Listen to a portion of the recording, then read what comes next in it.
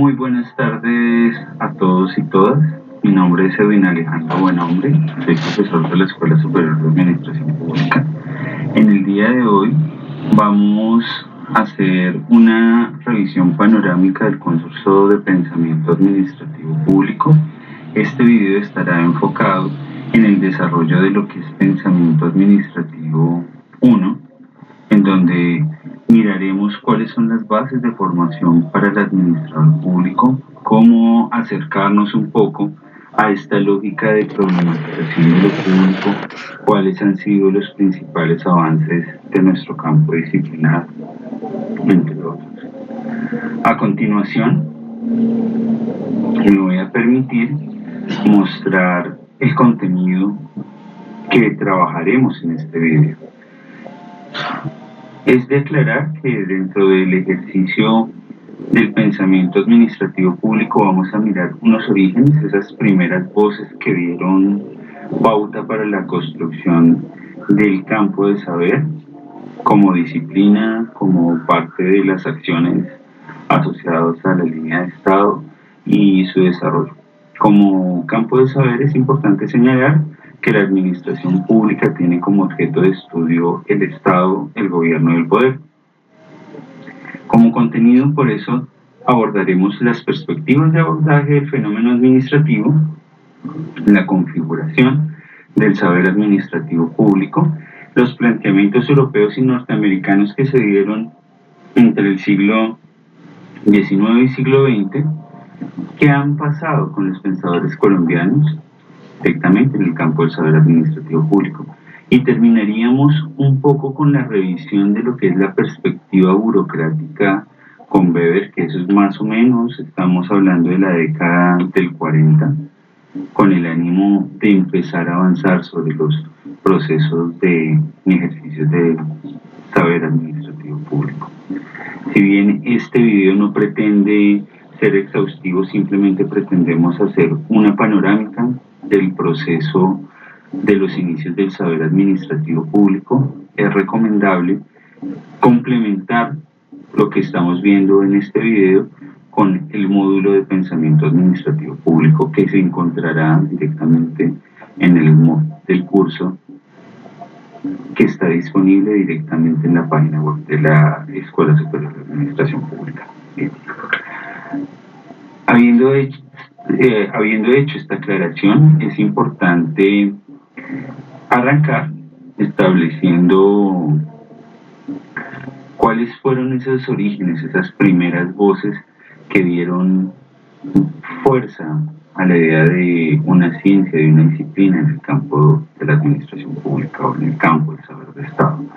Por eso vamos a hablar de las perspectivas de abordaje del fenómeno administrativo, en la cual la primera perspectiva de abordaje está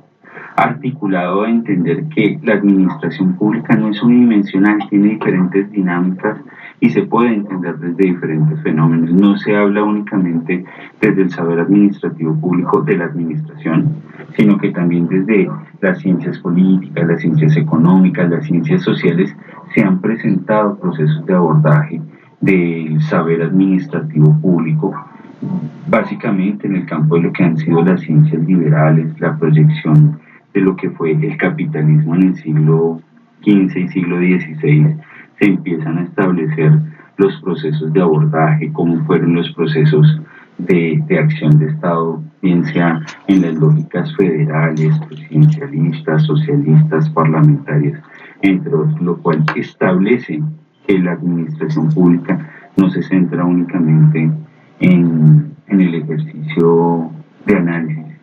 de procesos sociales, que lo hacen. De acuerdo a autores como DiMaggio y Powell, podemos ver tres dimensiones del enfoque administrativo, en donde está el enfoque institucional, donde se hace el análisis de las líneas del Estado, desde la gerencia, el planeamiento, la gestión, que eso va a ser parte de lo que veremos en próximos videos, pero también donde se ve una perspectiva social de la administración pública. La administración pública únicamente no se centra en lo que hace el Estado en legitimación de los procesos de Estado, sino también en cómo se generan procesos de fortalecimiento de las comunidades, y esto implica también lógicas de administración de lo común, lógicas de administración de lo social, lógicas de construcción de cultura política y de consolidación de acciones ciudadanas efectivas. Y un tercer eje que nos plantea Di Maggio y Powell en este punto está centrado directamente en lo que es la parte doctrinal, la parte de cómo se forman los administradores públicos, que es uno de los ejes estratégicos del proceso. En la actualidad, hay que decirlo, haciendo un acercamiento a los procesos de gestión administrativa, también estamos hablando de procesos de administración de entidades supranacionales, o sea, de organismos internacionales que están articulados a la lógica de gestión o de articulación supraestatal en el plano internacional y en el plano global. Sabemos que, por ejemplo, la Universidad de Barcelona ya está trabajando sobre procesos de administración pública en el contexto de la globalización, procesos de articulación en entornos supraestatales, lo cual manifiestan otras naturalezas de ver el fenómeno administrativo público y nos plantean el ejercicio de mirar el estudio de las dinámicas de Estado o de las dinámicas ecosistémicas supranacionales donde convergen varios estados para garantizar procesos de reglas de juego en el plano de la agenda internacional, en el plano de la gestión administrativa, en otros campos y que son importantes para el desarrollo de la gestión. Si bien, por ejemplo, en estos campos se establece la consolidación de pactos, tratados, transferencia de tecnología, estos se constituyen desde la perspectiva de Pierre Müller en referenciales globales que al llegar a ser normatizados dentro del principio de armonización en derecho en cada uno de los estados, se establece un proceso de agenda nacional que se articula en los sectores de gobierno y que se articula en la toma de decisiones en las organizaciones públicas de acuerdo a sus funciones y lógicamente en las unidades administrativas que generan la gestión o que tienen la responsabilidad de atender a la ciudadanía. Y es un punto fundamental que se tiene que tener en cuenta en este sentido. Es importante establecer que esas dinámicas implican unas lógicas de racionalización del Estado en donde se va a encontrar en el desarrollo de este video un principal eje de articulación que es el tema de las burocracias, en los cuales Weber nos va a plantear una idea central de la burocracia como un ideal tipo de racionalización estatal a partir de la dominación legal racional. Pero ya adentrándonos en el ejercicio, podríamos señalar que estas perspectivas de abordaje incluyen mecanismos de articulación, de trabajo en grupo, donde podemos entender la lógica administrativa pública desde la órbita institucional, desde la lógica de la acción organizativa, desde las tecnologías y desde esa parte gestiológica que implica la administración pública. O sea, se puede definir directamente los procesos administrativos desde esas dinámicas, desde la articulación de órdenes funcionales que nos permiten ver la administración no solamente como un factor estático, sino como un factor dinámico, incluso transdisciplinar, en el marco que articula procesos en lo económico, en lógicas antropológicas, de análisis social, de análisis político, entre otros. Si vemos la óptica de la administración pública como institución, estamos hablando de la naturaleza política de las instituciones, en donde se puede ver que el Estado tiene ciertos aparatos institucionales y políticos en donde se busca mantener una relación con la comunidad y esas relaciones implican relaciones de poder, implican entender que la administración pública se articula diferentes regímenes políticos y que un régimen federal y un régimen descentralizado, un régimen presidencialista o un régimen monárquico cambiaría el entorno, cambiaría la forma en que opera la administración pública en la medida que implica una cultura organizacional e implica la identificación de diferentes sujetos políticos que van en función de garantizar procesos de transformación y de representación de los intereses sociales en planos generales. Ya como una segunda instancia podríamos hablar del proceso de la acción de Estado o directamente de la administración como una acción concreta en la cual está ligado a lo que es la estructuración, la resolución de las necesidades sociales, donde implica que la administración, el administrar, tiene la generación de decisiones, tiene marcos de dominación, marcos de racionalidad que van ligados directamente a formas de acción y de operación de lo que hace el gobierno, de la óptica que veremos más adelante en el caso de Weber, donde hay una racionalidad en el campo de lo que es lo carismático, con líderes que van enfrente de los procesos, de personas que se encargan de generar direccionamiento, pastoreo directamente de comunidades, o procesos directamente patriarcales o patrimonialistas, en donde ese tipo de dominación tradicional se asocia a las lógicas de comunidades muy pequeñas, por ejemplo la lógica de la familia, un padre o una madre cabeza de familia dirigiendo la órbita del entorno íntimo de la casa, de los procesos de la casa, implica un enfoque, una visión tradicional en lo que nos plantea Weber, pero también existe una lógica de dominación racional por medio de las leyes, por medio de los procesos legales, pero sin descuidar también en sí mismo que también existen unos procesos normalizados, no solamente normatizados, asociados a las normas, a las leyes que operarían como reglas de juego para la sociedad o para la relación Estado-sociedad, sino que también la tradición y la costumbre nos van a dar procesos normalizados, cosas que son completamente normales, procesos que son muy comunes directamente, bien sea en la relación con las comunidades o directamente en la gestión del Estado. Y esto nos pone de presente que existen formas de actuación en donde el Estado puede echar mano de estas regulaciones culturales para establecer procesos de disciplinamiento, de acompañamiento o directamente procesos de representación que aporten directamente a la gestión o los labores del Estado. Un tercer punto sobre esta dinámica de institución, acción, organizaciones, tecnologías y gestión está asociado directamente a ese proceso de que la administración también es un aparato de organizaciones formalmente constituidas y que tienen diferentes ámbitos de intervención en la vida social. Si bien muchas personas dicen, venga, la administración pública se encarga de regular los procesos de atención hacia la ciudadanía,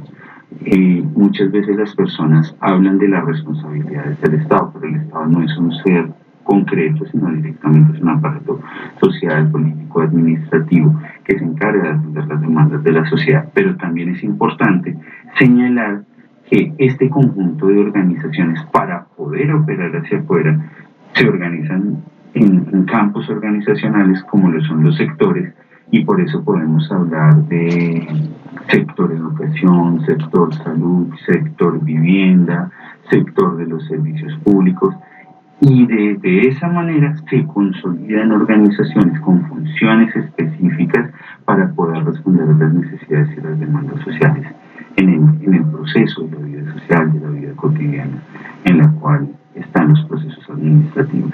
Estas formas organizacionales también operan directamente en los entornos supranacionales que hablábamos hace un momento, y en donde se tejen procesos de interrelación con otras organizaciones a nivel supranacional con el ánimo de tener en cuenta tendencias, nuevas experiencias, lecciones aprendidas, porque directamente también el Estado se puede equivocar, pero pueden establecer procesos de lecciones aprendidas, procesos de mejora continua, que van a dar como resultado procesos de cambio y transformación de esas organizaciones, lo cual se va a ver reflejado en procesos de reformas administrativas, de reformas de Estado en lo consecutivo. Un cuarto punto está asociado al tema de lo gestiológico. Todas las gestiones que realiza el Estado, los procesos de coordinación, implican movilización de recursos, movilización de personal, lo cual se debe gestionar. Y a ese recurso humano también se le debe capacitar, se le debe generar una asignación de personal que vaya en función de garantizar los fines esenciales del Estado. Ya con la evolución de las tecnologías de la información y las comunicaciones, estamos mirando que el proceso administrativo también tiene procesos de tecnología. Y no solamente la tecnología asociada a los portátiles o a los dispositivos electrónicos, sino a mecanismos que nos permiten hacer más eficiente y mejor las cosas. Los procesos de gestión tecnológica, por ejemplo, implementación de sistemas de alta calidad en la administración pública, sistemas de control interno, con sistemas de seguridad de la información de los ciudadanos, implican un proceso de tecnología y una lógica que va ligada a lo que es la administración pública como un sistema digital que permite la gestión de los procesos estatales y la atención del ciudadano con mecanismos de efectividad y de atención social, e incluso de generación de valor público en el sentido de la generación de beneficios que generen mejoras en la calidad de la sociedad. Esto es importante de saber y participación que se tiene en el Estado. Asimismo, podemos estar hablando de lo que es la administración pública como saber. Si tenemos en cuenta que los campos de la ciencia están articulados a tres principios, que es la epistemología, la ontología y la axiología, la administración pública tiene una cadena de valores que deben garantizar la potencialidad de su servicio al ciudadano, directamente del servicio al común directamente. Y este nivel está asociado también a procesos epistemológicos, en donde se tiene que entender que no solamente la administración pública realiza procesos en función de operar las organizaciones del Estado, de generar avances en el desarrollo de la gestión de procesos y procedimientos, sino que tiene una función como saber. Y es importante, desde la óptica de la ciencia, señalar que el saber está constituido de dos elementos: el conocimiento más su aplicación. Y en el tema de hablar de un saber administrativo público implica tener en cuenta cómo estos procesos generan cambios, generan formas de acción discursiva para entender cómo es que opera el Estado en cada una de sus características, cómo se generan evidencias de la labor que hace el Estado para establecer modelos de Estado, modelos de gestión, modelos de operación de política, entre otros. Si lo miramos desde la lógica de Jean-François Lyotard, él nos dice que la ciencia implica no solo reducir el conocimiento, sino también aportar a los discursos y construir enunciados denotativos que permiten establecer la cientificidad de la labor. En este caso, pensarse la administración pública como ciencia o como disciplina implica un proceso de reflexión de la labor de Estado, de la labor de gobierno, y donde implica también la construcción de formas de evidencia para garantizar una toma de decisiones efectivas. Si miramos este tema desde la óptica de Jean-Domenico Mahon nos va a establecer tres elementos. El primer elemento está centrado en la lógica de la evidencia cómo se generan evidencias, cómo se construyen evidencias para la toma de decisiones, garantizar procesos específicos donde a partir de datos, a partir de insumos de las demandas sociales, se construye la necesidad, se identifica la demanda social, lo cual nos va a permitir generar argumentos para problematizarlos, colocarlos en la agenda de problemas, en la agenda de gobierno y lógicamente a partir de eso establecer planes, programas, proyectos, actividades y tareas.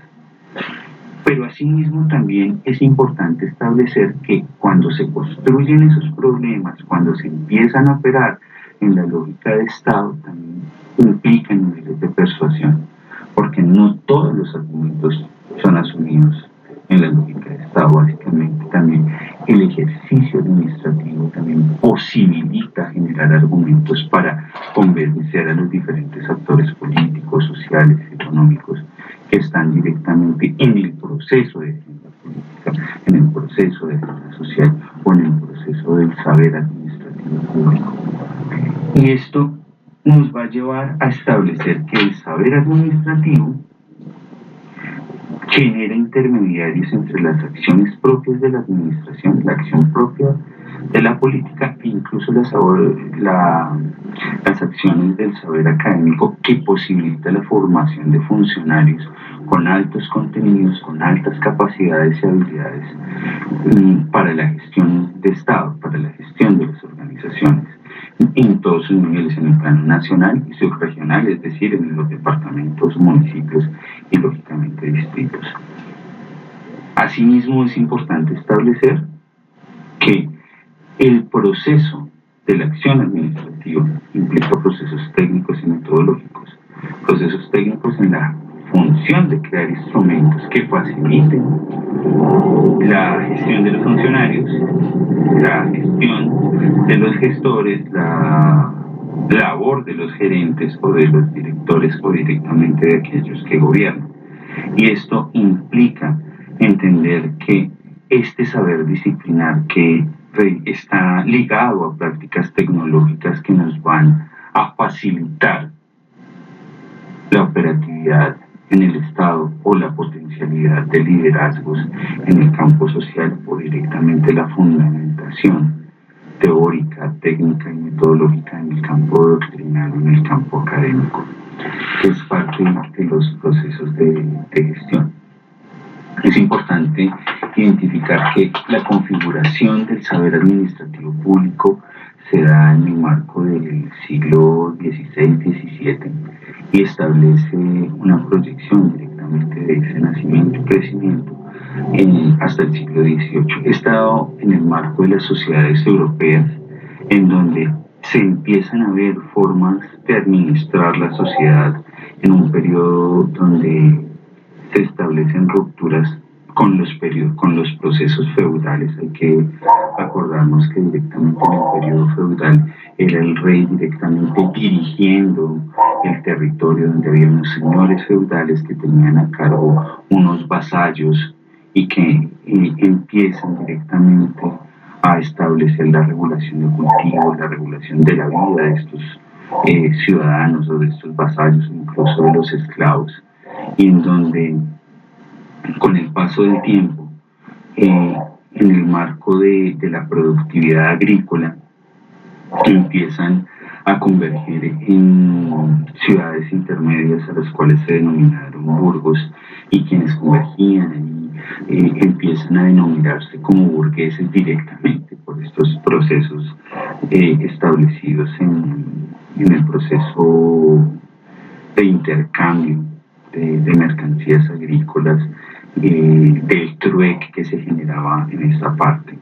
Y directamente las personas que estaban sometidos a estos burgueses estaban denominados como proletarios en el sentido de que solamente tenían su prole, es decir, sus hijos,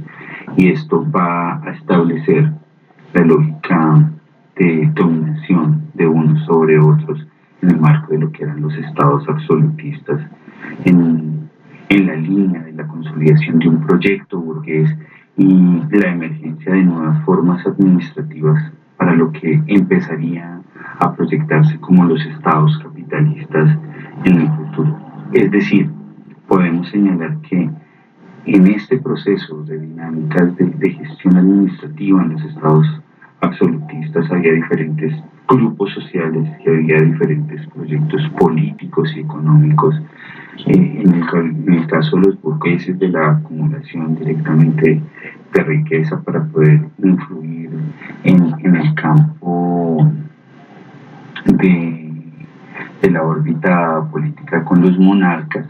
pero también de la construcción de cambios estratégicos para sus condiciones de vida.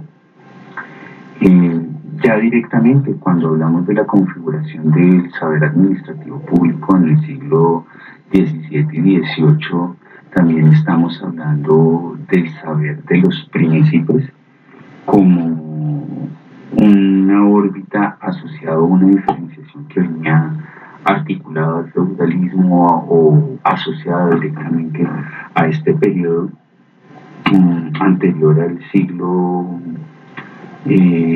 o lo que es el siglo XIV y el siglo XV con la Edad Media, en donde directamente la Iglesia toma un papel preponderante en el poder general, en el poder de Estado, en donde, por ejemplo, escritos como los de San Agustín en la ciudad de Dios, donde existe una ciudad terrenal, donde tú puedes padecer, pero que ese padecimiento se va a ver reflejado, compensado en la ciudad de Dios, van a establecer una lógica de trabajo importante en el campo de la administración pública que está ligado a lo que es el saber del pastoral cristiano, en lo cual los clérigos establecían una lógica del consejo para el gobernante. Entonces, normalmente podemos encontrar que existe directamente en la lógica de la monarquía un asesoramiento del clero a partir de la lógica del consejo, pero donde también se prima la noción del arte de gobernar, ya ligado al saber de los príncipes, en donde se debían tener la gestión del gobierno de los hombres, cómo se gobernaba esa sociedad terrenal, y en donde empiezan a darse cambios directamente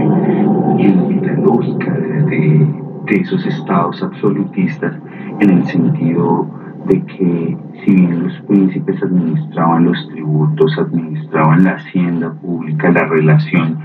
con los particulares, el saber administrativo empieza a desarrollarse en el marco de las sociedades europeas, en lo que se corresponde como lo son las sociedades camerales.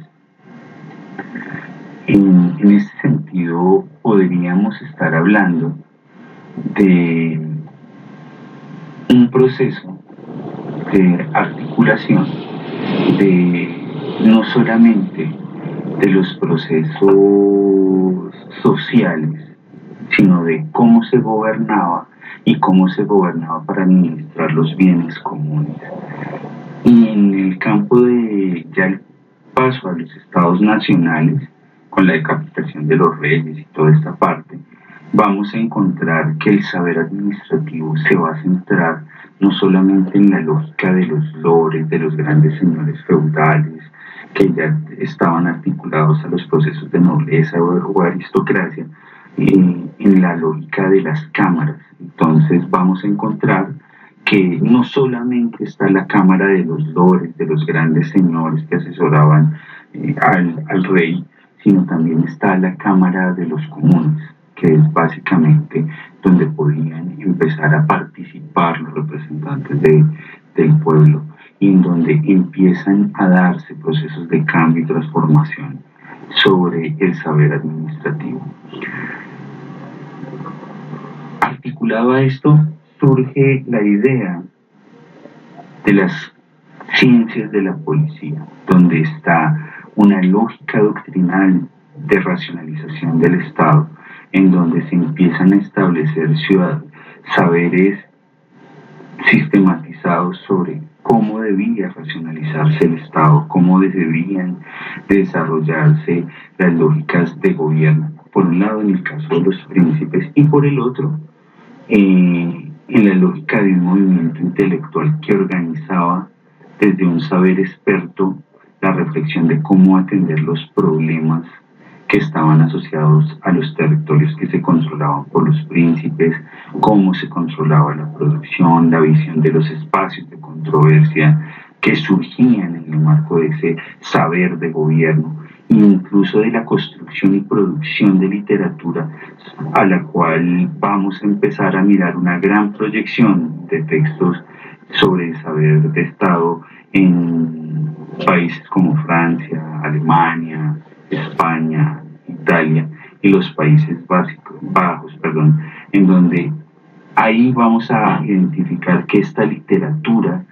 empezaba a hablar de técnicas sobre cómo gobernar, cómo persuadir, cómo generar un buen gobierno, cómo mantenerse en el poder, como lo va a hacer, por ejemplo, los escritos de Nicolás de Maquiavelo con el príncipe. Pero sobre este eje también hay un tercer punto, que es la articulación de procesos asociados a los cargos absolutos de las monarquías, y es cuál era el papel del rey en relación a la toma de decisiones con este saber y cómo se basaba en este saber para establecer tomas de decisiones a partir de lo que eran los consejeros reales.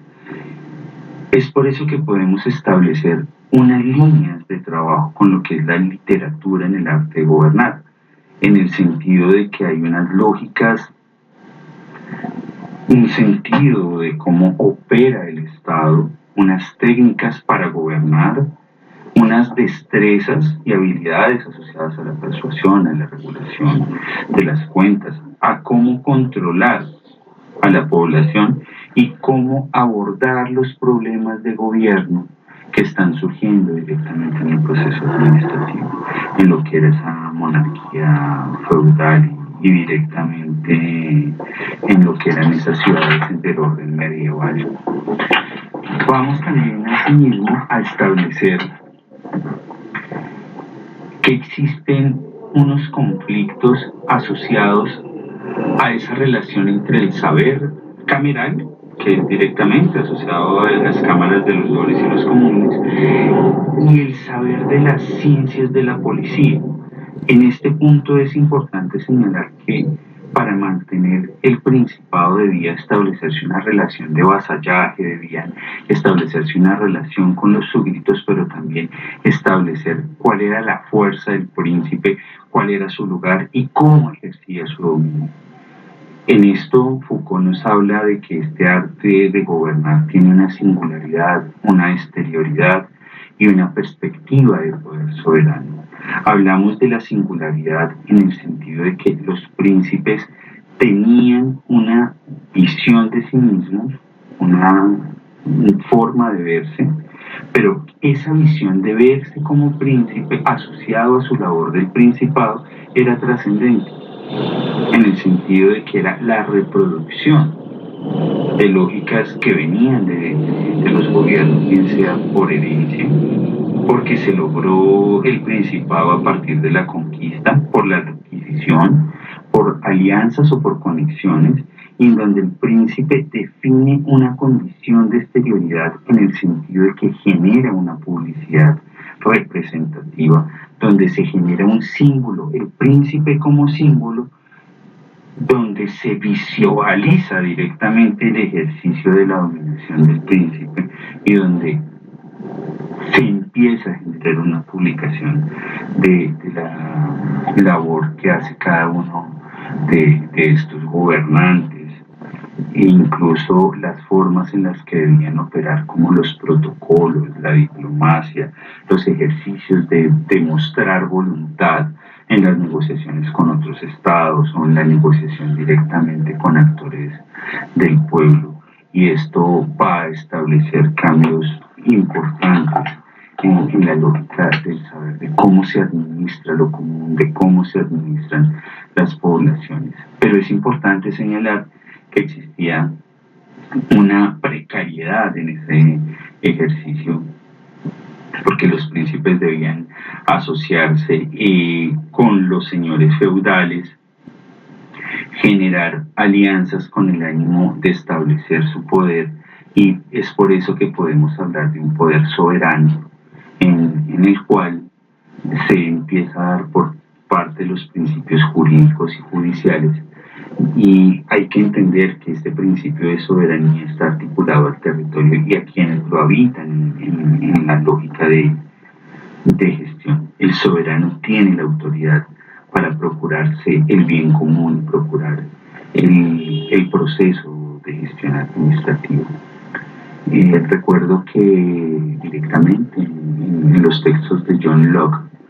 sobre el segundo tratado del gobierno civil, su texto empieza con una frase que es Salus populi suprema lex esto, frase en latín que significa la felicidad del pueblo debe ser nuestra suprema ley. Y en este sentido podríamos estar hablando de una responsabilidad del principado para no solamente hacerse de la obediencia de los súbditos, sino fortalecer su capacidad de príncipe y generar instrumentos articulados a la ley para poder imponer su voluntad, para generar estos factores de cambio y transformación. Podemos estar hablando de que el pastorado cristiano va a generar cambios desde el siglo III al siglo XVIII a partir de lo que eran las comunidades religiosas, la visión del gobierno de los hombres, como lo decíamos con el ejemplo de San Agustín, en donde había una materialización de este derecho, no solamente asociado a lo que decía la palabra de Dios, lo que decía la Biblia o los teólogos, sino directamente la materialización de lo que es el derecho canónico y las lógicas de acción y ampliación de la fe, como lo fueron las cruzadas. En el ejercicio de las cruzadas podemos ver una proyección de ampliación de la fe hacia otros contextos, otras ciudades, pero donde esas cruzadas también aportan directamente a la apertura de rutas comerciales, a procesos de dominación de otras naciones, en el cual se empiezan a establecer procesos de cambio, en donde los procesos sociales se articulan ya con el cambio en el Renacimiento, de la Edad Media al Renacimiento, un cambio de esa visión teológica a una visión un poco más antropológica, más centrada directamente en el cambio de la perspectiva de la racionalidad, en donde empieza a darse una gestión de técnicas de gobierno asociadas no solamente a la razón de Estado por la vía teológica, en donde Dios ponía al rey y el rey reflejaba la voluntad de Dios, sino que el hombre, el gobernante, podía tener formas de regular a los hombres, las cosas, la población, y podía generar controles sociales. En este sentido, podríamos hablar de que en la regulación de los hombres y las cosas, desde las ciencias de la policía se procuraba la felicidad,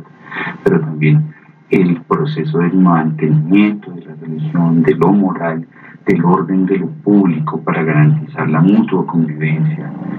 la mutua correlación entre los ciudadanos. Pero también estamos hablando de una línea de atención a la población, en donde en los procesos monárquicos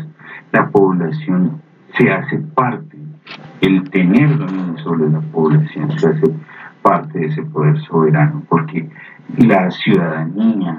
en este caso la población, procuraba la riqueza y el aumento de la riqueza para las arcas del poder monárquico y lógicamente para implementar su poder. Ya para el siglo XVII y XVIII estas técnicas implican la regulación de los cuerpos, directamente el disciplinamiento del cuerpo, generar cuerpos dóciles, cuerpos que se puedan dominar. Una de las formas específicas acá es la dominación del cuerpo a partir de factores morales, donde se establece directamente la noción de vergüenza, la noción de tabú, que van a regular directamente la posición del cuerpo, la regulación de cómo usted debe llevar su sexualidad, cómo lleva el proceso a a la lógica de preservación de acuerdo a los preceptos religiosos, entre otros. Pero también nos va a hablar, por ejemplo, desde la perspectiva que hace Foucault de análisis de los textos de Bergman del panóptico, de esa noción de supervisión, de control, de disciplinamiento, en donde se empiezan a dar cambios y transformaciones, a regular la sociedad, a establecer formas de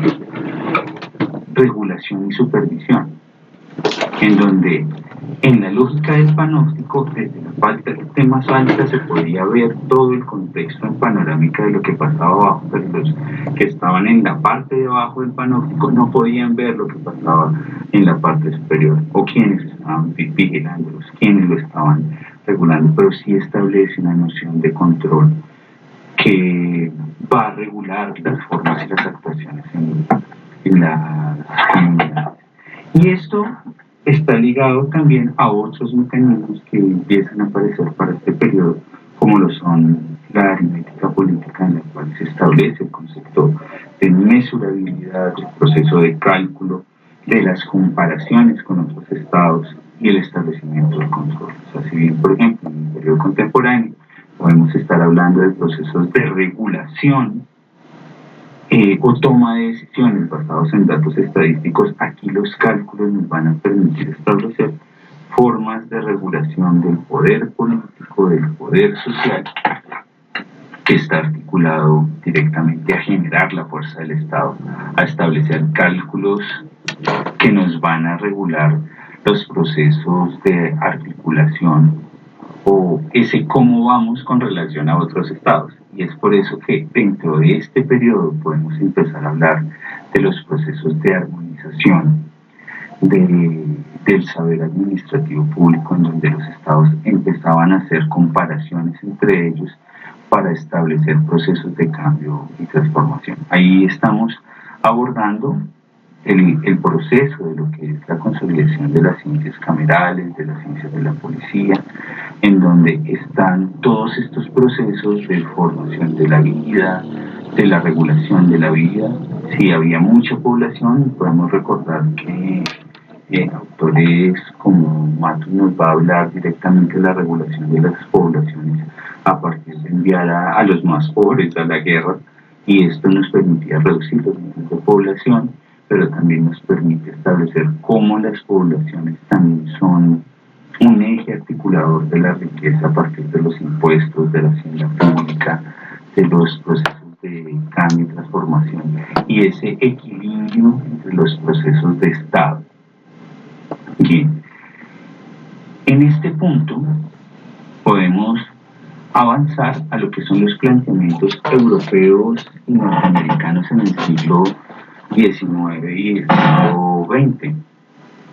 en donde directamente podríamos estar hablando de que existen para este periodo la noción de establecer lo que es la necesidad, el interés público y la ley natural. Para autores como Bonan, podemos establecer que existe una consecuencia natural del Estado que articula procesos sociales, que configura las comunidades a partir de sus procesos de vida. Esto nos va a permitir establecer que las comunidades generan una necesidad común que puede ser procesada por el Estado. El ejercicio, por ejemplo,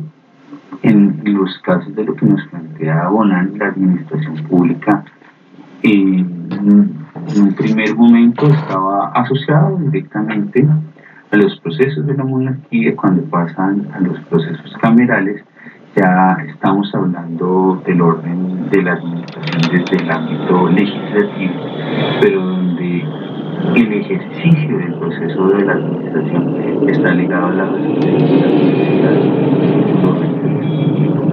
donde podemos estar estableciendo procesos de armonía social a partir de lo que son las leyes, la legislación, estos procesos de mejora continua, de caracterización del proceso administrativo público como acción natural de creación y de conservación de la diferencia entre gobernantes y gobernados, nos va a establecer cambios en lo que se permitía en la relación Estado-social. ¿Por qué lo digo? En este punto se puede señalar que se da una regulación de la órbita de los hombres, de la órbita de los cuerpos, pero también se establece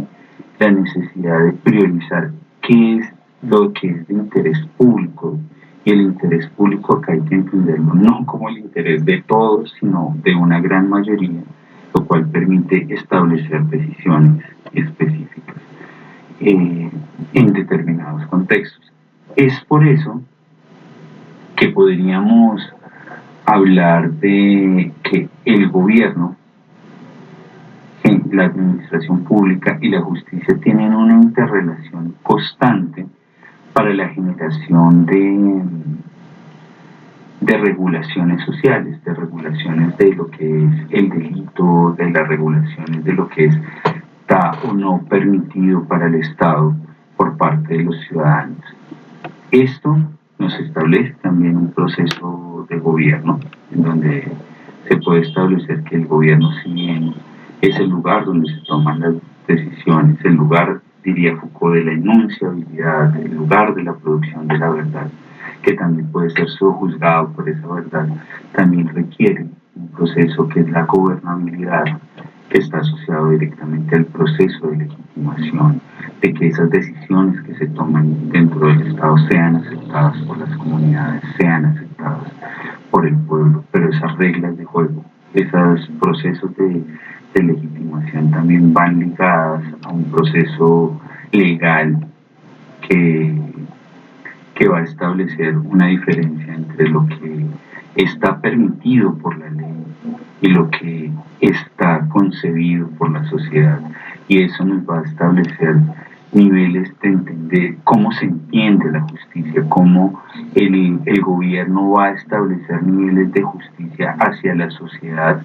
pero a partir de esos niveles legales en donde se van a regular no solamente la relación Estado-sociedad, sino la relación jurídica entre los ciudadanos. Ahí está, por ejemplo, la parte de los medios civiles y los medios penales para el tema. Es importante recordar que, por ejemplo, en la órbita del derecho romano vamos a encontrar el ius gentium, que es el derecho de gentes, que es la parte del derecho constitucional, de la tradición haciendo costumbre, la tradición haciendo ley, que ya habíamos abordado en algunos momentos eso. El ius naturus, que es el derecho natural y concepción que está asociada directamente a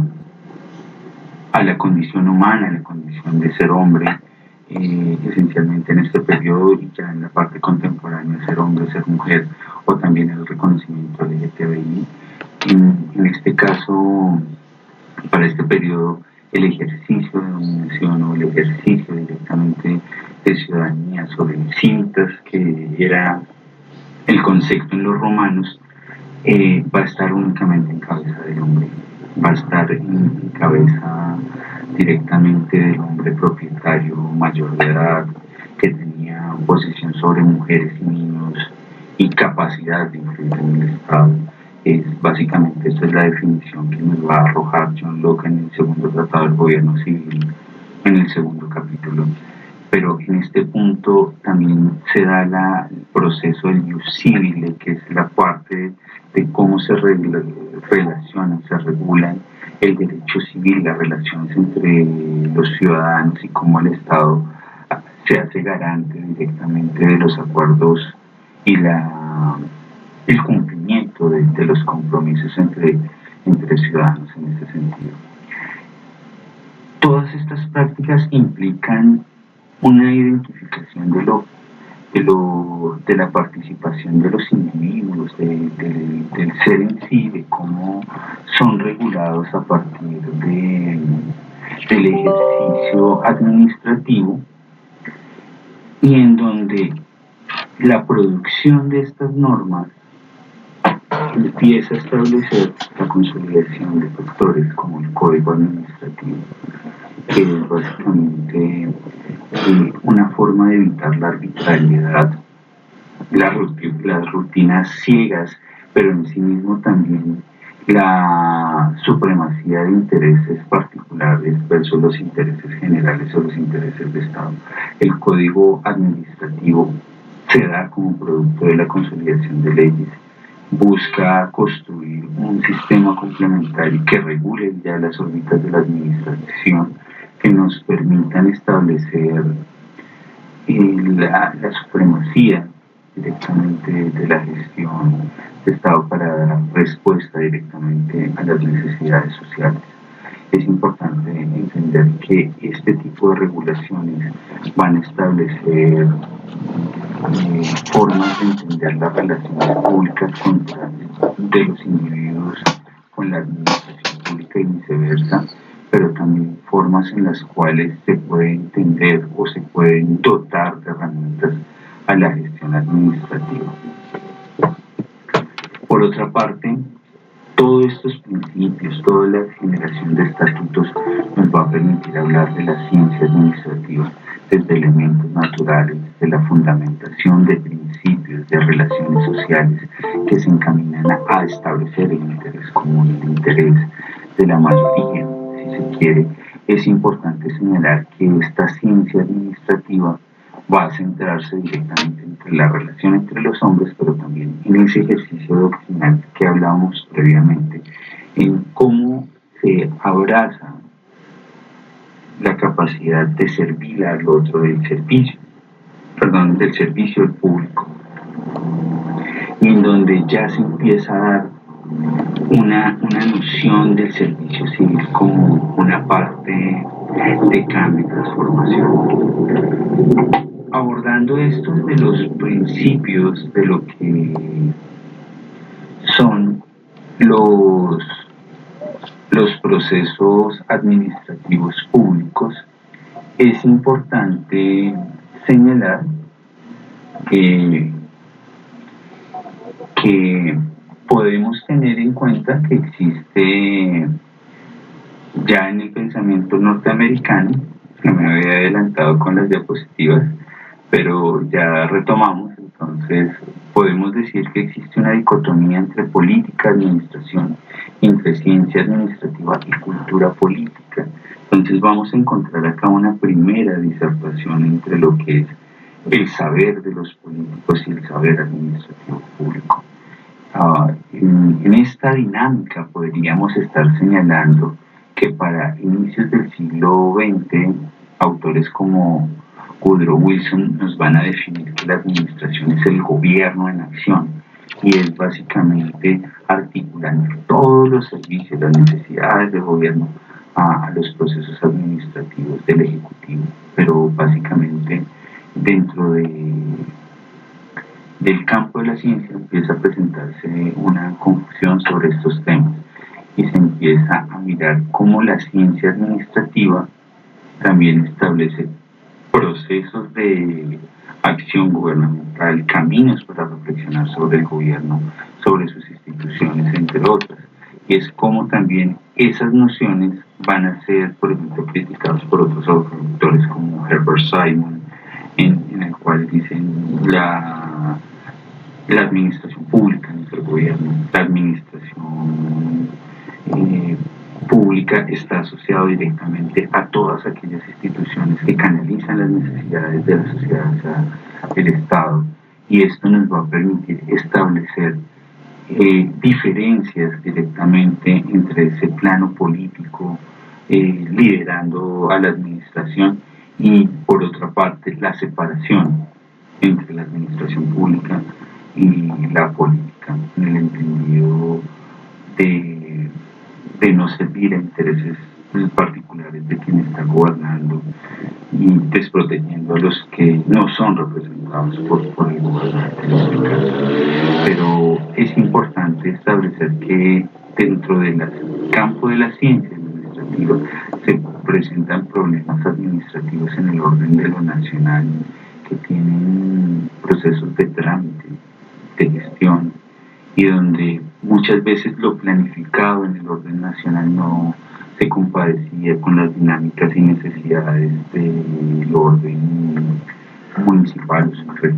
subregional, y entendido lo departamental y lo municipal. Es decir, desde la perspectiva de Bruno Jover, el ejercicio de la acción administrativa no atendía directamente a los procesos o los referenciales cívicos-sociales, a las necesidades específicas de la sociedad, a las necesidades del ciudadano, si se quiere. Es por esto que podemos hablar de que existe una diferenciación entre lo que es la política y la administración, y donde las funciones de Estado se empezaban a diferenciar de las funciones ejecutivas de la administración pública. Esto en el entendido, por ejemplo, de Frank Goodenough, de que debía existir esa separación entre la política y la administración, teniendo en cuenta que las funciones de Estado aplicaban a nivel general, pero que muchas veces esas políticas gubernamentales se centraban únicamente en el interés del gobernante de turno. Pero también es importante mirar que todas estas capacidades, todo este nivel de fundamentación implican cambios sustanciales en cómo se gobierna, en cómo se hacen prácticas dentro del sistema administrativo que expresen la voluntad del Estado, que es la política, y también en el sentido del cumplimiento de esa voluntad que es directamente la labor de la administración. Entonces, se puede señalar que existe la posibilidad, una cosa de generar la voluntad, de generar la decisión, y otra cosa es llevarla a cabo. Quien toma la decisión es el contexto político, pero quien lleva la realidad a la transformación específica del contexto social, de la relación concreta con el ciudadano, viene a ser la administración pública, que es un papel fundamental de esta ciencia, que es bastante interesante, que es bastante apasionante. Sumado a esto, por ejemplo, lecturas como las de Leonard White nos van a establecer, por ejemplo, cómo esos procesos cameralistas de las instituciones estadounidenses están asociados también a un análisis sistémico de la administración como tal.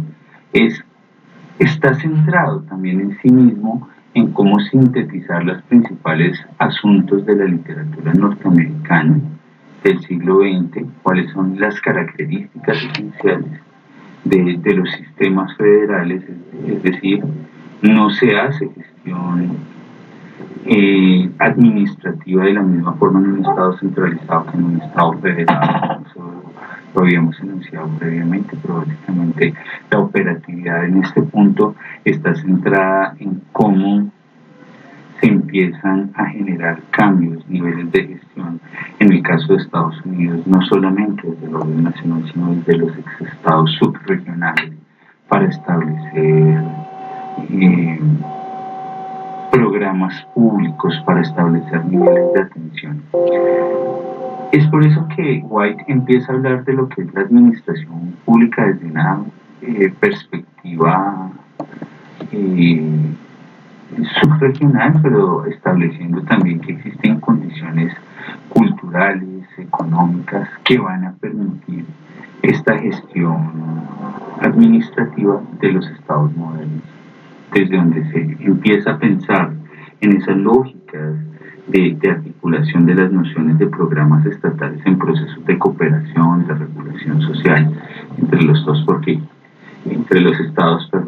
porque el fin esencial está en la Constitución y las leyes. Entonces, en ese sentido, la ruta de navegación va a ser las cartas constitucionales, la Carta Magna, que eso proviene también de las nociones de construcción de los estados nacionales, pero donde la consolidación de programas van a establecer procesos de cambio y transformación en el plano político, en cómo se toman las decisiones, en el caso federado, en niveles subregionales, pero también desde donde se puede hablar de que la revolución industrial empieza a hablar de mecanismos de producción económica que también deben ser regulados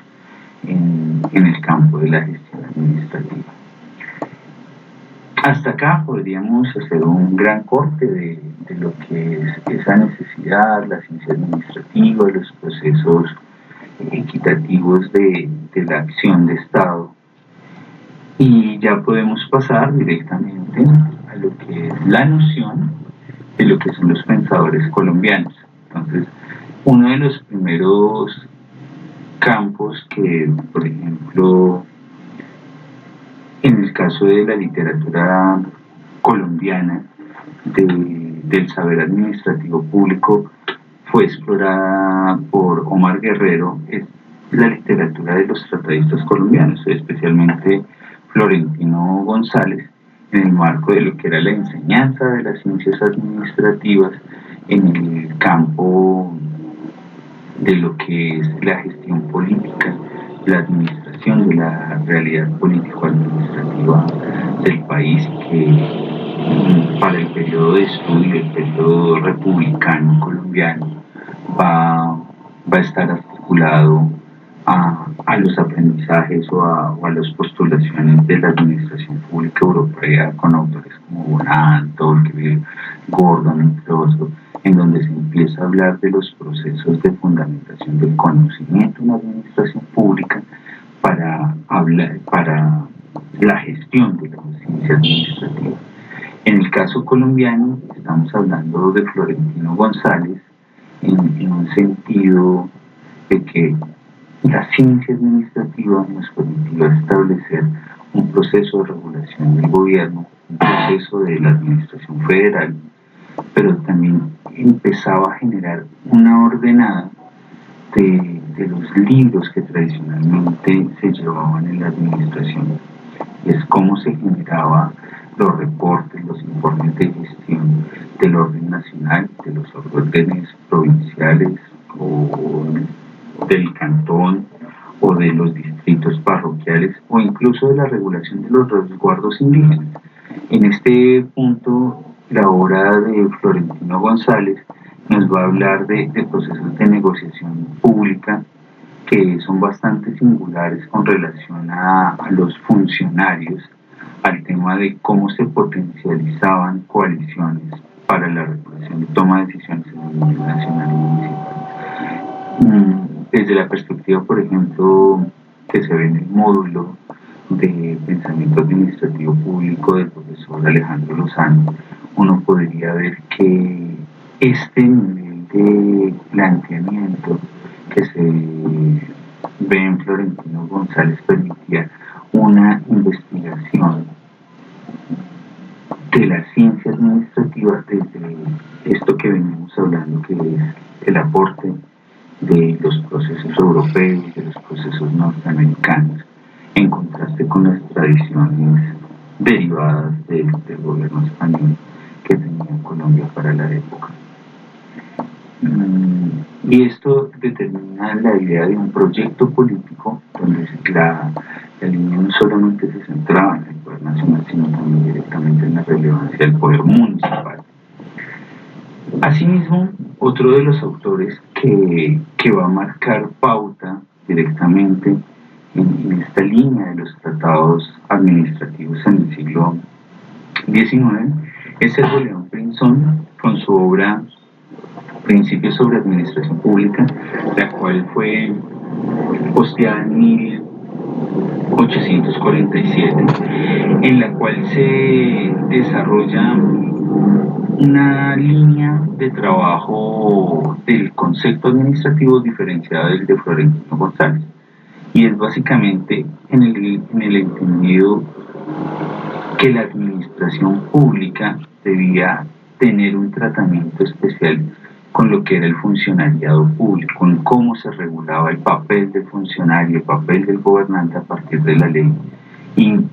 Sergio León Pinzón se va a ocupar de estos principios de administración donde se busca crear el hecho administrativo desde la conducta del personal público, desde la acción administrativa, desde la vigilancia administrativa, pero centrada en cómo se vigilaban a los funcionarios, en cómo se genera una regulación del personal, en cómo se impulsan las operaciones de la administración pública directamente en el periodo republicano. En este punto también podríamos hablar de un proceso de regulación desde el campo de la moral administrativa, desde la política, de qué es lo permitido o no permitido para la administración. En este punto estamos mirando algunos pasos sobre lo que va a ser una potencialidad de lo que es la ética y la moral pública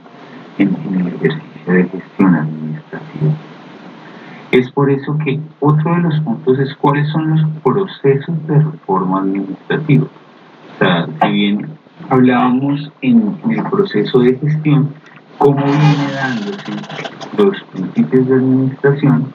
esos principios al tener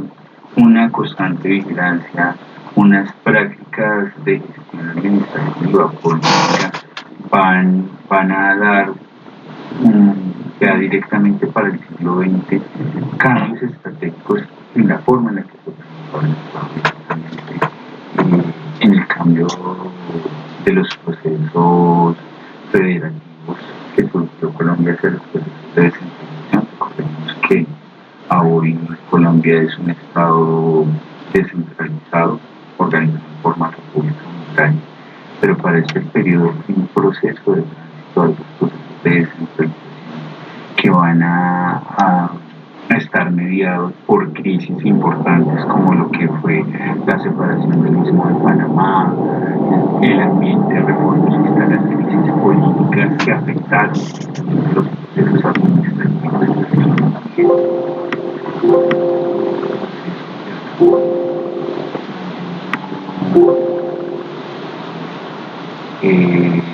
Antonio Uribe, el cual habla directamente de que hay un proceso ordenado y político de la nación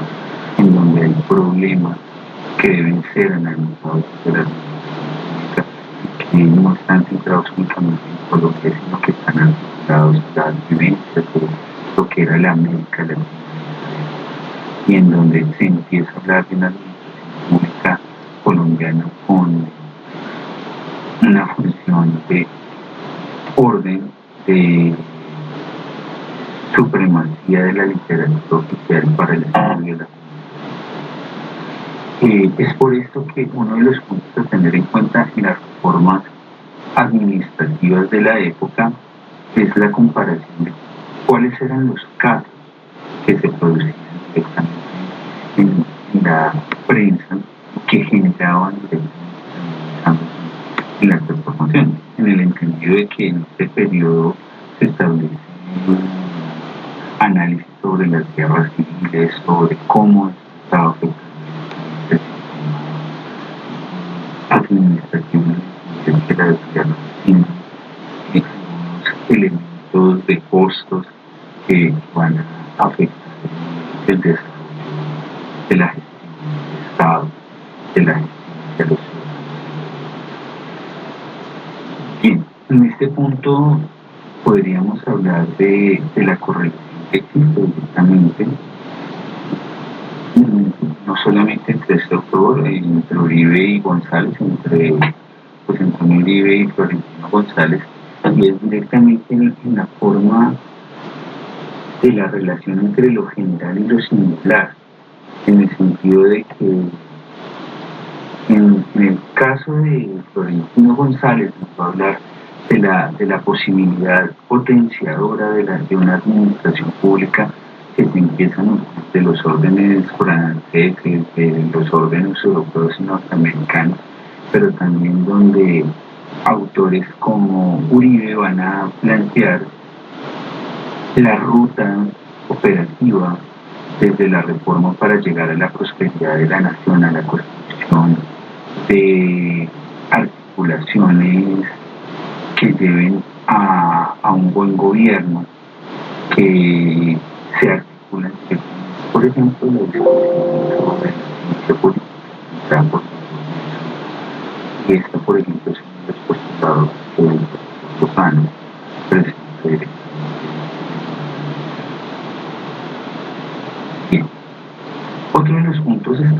lado lo que es la literatura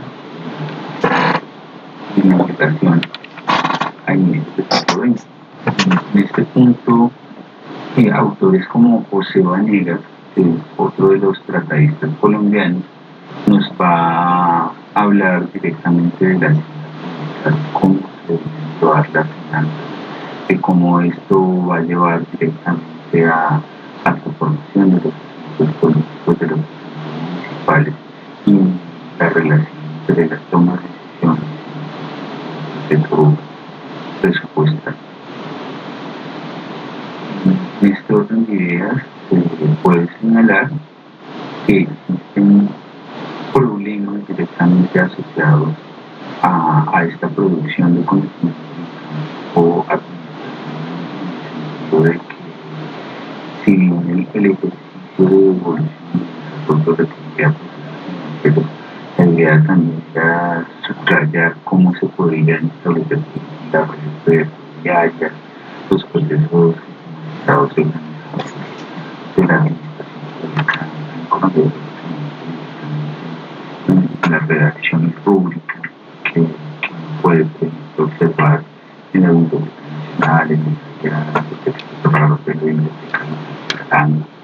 en el Archivo Nacional o en el Archivo Digital, en donde directamente todo este proceso va a establecer las órbitas de la documentación de la administración, de la ejecución, de los delitos legales, van a establecer la historicidad de las formas del proceso de Estado que se llevaba para la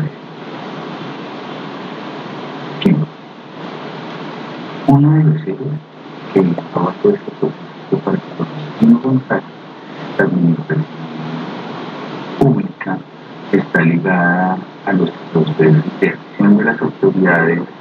gubernamentales, a sus intereses, a los negocios sociales, a cómo se establecían reglas de juego para regular la nación y cómo estos intereses van a generar un pensamiento de cambio de lo que era la acción administrativa a partir de la regulación. Asimismo, podríamos estar hablando de que estas acciones administrativas, José Vanegas, tienen una supremacía de la regulación desde la órbita legislativa, órbita legal, de la construcción de la ley, pero también de la parte operacional que daba la rama ejecutiva.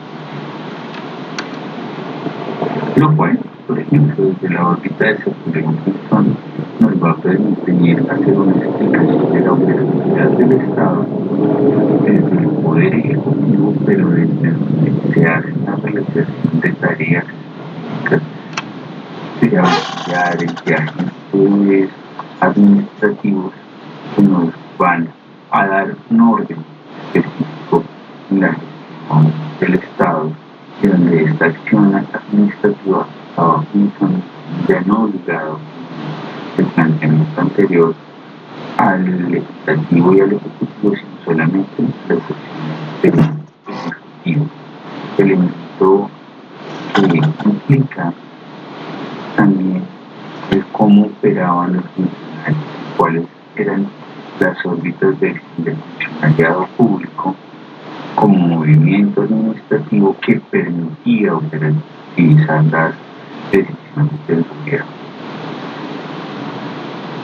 Esto nos va a permitir establecer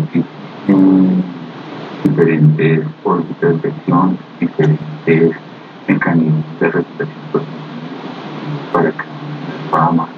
de la protección del territorio nacional, en caso de garantizar la soberanía, entre otros elementos. Y es parte, por ejemplo, de esa funcionalidad que se va a ver en este capítulo del pueblo, que es recomendable analizar básicamente como les digo, estamos haciendo muy general del proceso, cual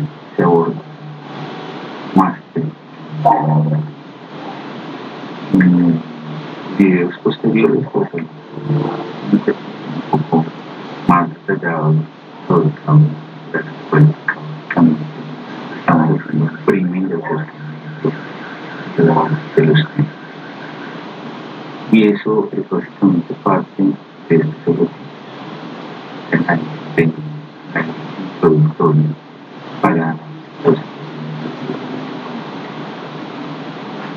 Y llegamos a la perspectiva burocrática de Max Weber. Hay que decir que para Max Weber la burocracia fue un tipo ideal, una forma de racionalización ideal. Para este sociólogo alemán, que ha sido uno de los más destacados ya directamente en el mundo de lo que es la administración pública contemporánea, por eso llegamos en este video hasta el punto de los planteamientos weberianos. Es importante establecer que este ejercicio de desarrollo de la racionalización burocrática implicaba establecer que el funcionario público tenía que trabajar para el Estado, tenía un nivel de servicio público, era un nivel de reconocimiento, era un estatus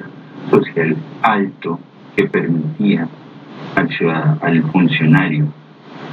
ser un cuadro administrativo cualificado que permitía que este funcionario generara servicios civiles, es decir, garantizar el ejercicio de cambio y transformación de la labor de Estado. Si nos acordamos bien, burocracia viene del francés buro, que es escritorio, y del griego kratos, que es poder en poder. Estamos hablando del poder ejercido desde el escritorio, desde esa noción de cambio y transformación de la realidad social a partir del escritorio. Cómo se permitía una acción social legitimada, desarrollada desde el Estado, y donde la acción social implicaba generar transformaciones importantes que para Weber implicaban interconexiones entre las disciplinas para generar objetivamente resultados posibles. Weber en este caso nos va a hablar de 3 tipos de dominación, las cuales son la dominación tradicional, que es la que se ejerce entre padres e hijos, entre el líder de una comunidad indígena y sus conciudadanos, de la dominación carismática, que está asociada básicamente al tema de un líder que potencia, que está transformando la comunidad y que con base en eso va a generar movilización de esos ciudadanos y generando una representación, que decirlo. Y por último encontramos la dominación legal racional, que es directamente donde aparece la burocracia a partir de la regulación de reglas dadas en la ley, a partir de procesos de construcción de expediente, como esa parte de memoria histórica de la administración, donde la administración pública va a enfrentarse a retos importantes como identificar cuáles son sus rutinas administrativas, cosas que son repetitivas, que son constantes en el ejercicio de la administración y que permiten documentar en el expediente ese ejercicio de cambio social y cambio estratégico. Ya directamente se puede establecer que estos procedimientos que se hacen dentro de la administración tienen una relevancia o una implicación en el campo de la acción social, de las conductas humanas orientadas hacia los procesos de individualización y en donde se empieza a ver un sentido de relación entre lo que es el servicio, el servidor de lo público, y en donde se empiezan a establecer cambios en la forma en cómo se entiende, en cómo se racionaliza el Estado. Es por eso que se habla de una función de orden y legitimidad, en el sentido de lo que veníamos hablando. No es solamente que el Estado tome decisiones, no es solamente que el Estado adelante acciones, sino que esas acciones realmente puedan ser aceptadas por las comunidades, pueden ser aceptadas por la sociedad, lo cual implica un orden de la legitimidad. No necesariamente con que algo sea legal, necesariamente es legítimo, y es importante tenerlo en cuenta como parte de esos procesos de organización, de acción social, donde esa racionalidad nos va a permitir establecer procesos asociados a pasos estratégicos, a procedimentalización de acciones del Estado, o como lo dirían autores como Charles Lindblom, es esa lógica de establecer un paso a paso que nos permita establecer o identificar los cambios que hay en cada momento, en cada circunstancia. Y en este caso, Weber nos va a hablar de que la burocratización implica también una racionalización de las órbitas del derecho, donde los individuos puedan garantizarse una acción objetiva en el Estado. El administrador público en este caso debe ser objetivo y generar cambios y transformaciones que se materialicen en acciones de mejora para el Estado. Y es por eso que podemos señalar, por ejemplo, desde lo que plantea el módulo, que la burocratización permite explicar la relación social, centrada directamente en qué papel y qué intereses están orbitando la decisión de la administración. Entonces, podemos señalar que la idea del tipo weberiano nos va a plantear procesos de un saber racional, de un poder burocrático. El funcionario tiene poder, el funcionario puede ayudar a generar cambios y transformaciones que van relacionadas a estos entornos sociales, a estos entornos de